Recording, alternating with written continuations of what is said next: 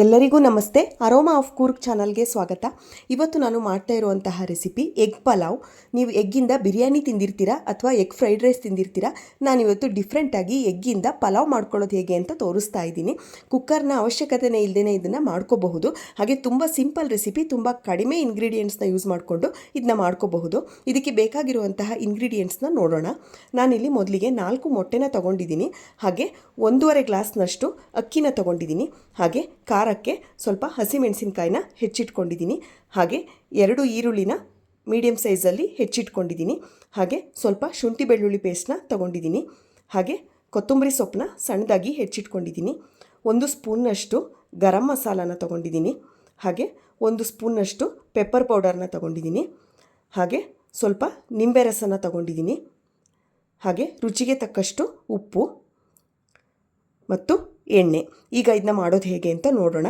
ನಾನಿಲ್ಲಿ ಮೊದಲಿಗೆ ಒಂದು ದಪ್ಪ ತಳದ ಪಾತ್ರೆನ ತೊಗೊಂಡು ಅದಕ್ಕೆ ಎಣ್ಣೆನ ಹಾಕೋತಾ ಇದ್ದೀನಿ. ಎಣ್ಣೆ ಕಾಯ್ದ ಮೇಲೆ ಇದಕ್ಕೆ ಹಸಿಮೆಣಸಿನ್ಕಾಯಿನ ಹಾಕ್ಕೊಳ್ಳೋಣ.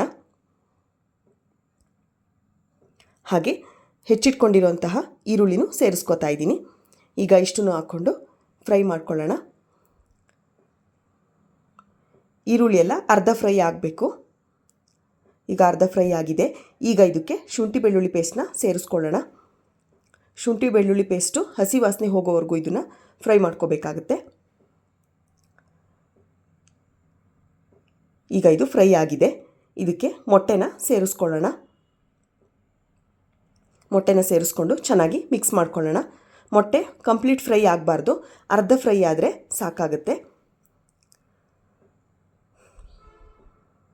ಈಗ ಇದನ್ನು ಫ್ರೈ ಮಾಡ್ಕೊಳ್ಳೋಣ. ಈಗ ಇದು ಅರ್ಧ ಫ್ರೈ ಆಗಿದೆ. ಈಗ ಇದಕ್ಕೆ ನೀರನ್ನು ಸೇರಿಸ್ಕೊಳ್ಳೋಣ. ಇದನ್ನು ಕುಕ್ಕರಲ್ಲಿ ಮಾಡೋ ಅವಶ್ಯಕತೆ ಇಲ್ಲ. ಈ ರೀತಿ ಓಪನಾಗೆ ಮಾಡಿಕೊಂಡ್ರೆ ಚೆನ್ನಾಗಿರುತ್ತೆ.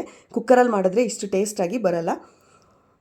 ಈಗ ಇದಕ್ಕೆ ನಾನು 1.5 ಗ್ಲಾಸ್ನಷ್ಟು ಅಕ್ಕಿ ತಗೊಂಡಿರೋದ್ರಿಂದ 3 ಗ್ಲಾಸ್ನಷ್ಟು ನೀರನ್ನ ಸೇರಿಸ್ತಾ ಇದ್ದೀನಿ. ನೀವು ಕುಕ್ಕರಲ್ಲಿ ಮಾಡಿಕೊಂಡ್ರೂ ವಿಷಲ್ ಹಾಕ್ತೇನೆ ಹಾಗೆ ಪ್ಲೇಟ್ನ ಕ್ಲೋಸ್ ಮಾಡಿಕೊಂಡು ಮಾಡ್ಕೋಬೇಕಾಗುತ್ತೆ. ಈಗ ಇದಕ್ಕೆ ಉಪ್ಪನ್ನ ಸೇರಿಸ್ಕೊಳ್ಳೋಣ. ಹಾಗೆ ಸ್ವಲ್ಪ ಗರಂ ಮಸಾಲ ಮತ್ತು ಪೆಪ್ಪರ್ ಪೌಡರ್ನು ಸೇರಿಸ್ಕೊಳ್ಳೋಣ. ಈಗ ಮಿಕ್ಸ್ ಮಾಡ್ಕೊಳ್ಳೋಣ. ನೀರೆಲ್ಲ ಚೆನ್ನಾಗಿ ಕುದಿ ಬರಬೇಕು. ಇದು ಕುದಿ ಬಂದ ಮೇಲೆ ಇದಕ್ಕೆ ಅಕ್ಕಿನ ಸೇರಿಸ್ಕೊಳ್ಳೋಣ. ನೋಡಿ, ಈಗ ಚೆನ್ನಾಗಿ ಕುದೀತಾ ಇದೆ. ಈಗ ಅಕ್ಕಿನ ತೊಳೆದು ನೀರನ್ನು ತೆಗೆದು ನಾನು ಇದಕ್ಕೆ ಹಾಕೋತಾ ಇದ್ದೀನಿ. ಈ ಥರ ಹಾಕ್ಕೊಂಡು ಚೆನ್ನಾಗಿ ಇದನ್ನು ಒಂದು 10 ನಿಮಿಷ ಇದೇ ರೀತಿ ಮಿಕ್ಸ್ ಮಾಡ್ಕೋತಾ ಇರಬೇಕಾಗುತ್ತೆ. ಈಗ ನೋಡಿ, ಇದು ಚೆನ್ನಾಗಿ ಅಕ್ಕಿ ಎಲ್ಲ ಅರ್ಧ ಬೆಂದಿದೆ, ನೀರೆಲ್ಲ ಕಡಿಮೆ ಆಗಿದೆ. ಈಗ ಇದಕ್ಕೆ ನಿಂಬೆ ರಸ ಮತ್ತು ಕೊತ್ತಂಬರಿ ಸೊಪ್ಪನ್ನ ಸೇರಿಸ್ಕೊಳ್ಳೋಣ. ಸೇರಿಸ್ಕೊಂಡು ಇದನ್ನು ಮಿಕ್ಸ್ ಮಾಡ್ಕೊಳ್ಳೋಣ. ಚೆನ್ನಾಗಿ ಮಿಕ್ಸ್ ಆದಮೇಲೆ ಸ್ಟವ್ನ ಸಿಮ್ಮಲ್ಲಿ ಇಟ್ಕೊಂಡು ಇದನ್ನು 15 ನಿಮಿಷ ತಟ್ಟೆನ ಮುಚ್ಚಿ ಬೇಯಿಸ್ಕೋಬೇಕಾಗುತ್ತೆ. ಈ ಥರ ಇದನ್ನ ಪ್ಲೇಟ್ನ ಕ್ಲೋಸ್ ಮಾಡಿಕೊಂಡು ಸ್ಟವ್ ಸಿಮ್ಮಲ್ಲಿ ಇಟ್ಕೊಂಡು ಇದನ್ನು 15 ನಿಮಿಷ ಬೇಯಿಸ್ಕೊಳ್ಳೋಣ. ಈಗ ಇದು 15 ನಿಮಿಷ ಆಗಿದೆ. ನೋಡಿ ಈಗ ಎಷ್ಟು ಚೆನ್ನಾಗಿ ಆಗಿದೆ ಅಂತ. ಪಲಾವೆಲ್ಲ ಉದ್ರುದ್ರಾಗಿ ಬಂದಿದೆ. ಹಾಗೆ ನೀರೆಲ್ಲ ಕಂಪ್ಲೀಟಾಗಿ ಡ್ರೈ ಆಗಿದೆ. ನೋಡಿ ಎಷ್ಟು ಬೇಗನೆ ರೆಡಿ ಆಯಿತು ಅಂತ. ಇದನ್ನ ತುಂಬ ಬೇಗನೆ ಮಾಡ್ಕೋಬಹುದು. ಹಾಗೆ ತುಂಬ ಕಡಿಮೆ ಇಂಗ್ರೀಡಿಯೆಂಟ್ಸ್ನ ಯೂಸ್ ಮಾಡಿಕೊಂಡು ಮಾಡ್ಕೋಬಹುದು. ಟೇಸ್ಟ್ ಕೂಡ ತುಂಬಾ ಚೆನ್ನಾಗಿರುತ್ತೆ.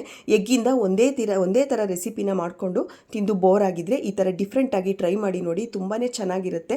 ನೈಟ್ ಡಿನ್ನರ್ಗೆ ಈ ರೀತಿ ಮಾಡ್ಕೊಳ್ಳಿ. ಟೇಸ್ಟ್ ತುಂಬಾ ಚೆನ್ನಾಗಿರುತ್ತೆ. ಇದನ್ನ ಟೊಮೆಟೊ ಸಾಸ್ ಜೊತೆನೂ ಸಹ ತಿನ್ಬೋದು ಅಥವಾ ಗ್ರೀನ್ ಚಟ್ನಿ ಇದ್ದರೆ ಅದ್ರ ಜೊತೆನೂ ಸಹ ತಿನ್ಬೋದು. ಟೇಸ್ಟ್ ತುಂಬ ಚೆನ್ನಾಗಿರುತ್ತೆ. ಈ ರೀತಿ ಡಿಫ್ರೆಂಟಾಗಿ ಟ್ರೈ ಮಾಡಿ ನೋಡಿ. ಇಷ್ಟ ಆಗಿದ್ದರೆ ಒಂದು ಲೈಕ್ ಕೊಟ್ಟು ವಿಡಿಯೋ ಹೇಗಿತ್ತು ಅಂತ ಕಮೆಂಟ್ ಮಾಡಿ ತಿಳಿಸಿ. ಹಾಗೆ ನಮ್ಮ ಚಾನಲ್ಗೆ ಸಬ್ಸ್ಕ್ರೈಬ್ ಮಾಡಿ. ಹಾಗೆ ಪಕ್ಕದಲ್ಲಿರುವಂತಹ ಬೆಲ್ ಐಕನ್ನ ಕ್ಲಿಕ್ ಮಾಡಿ.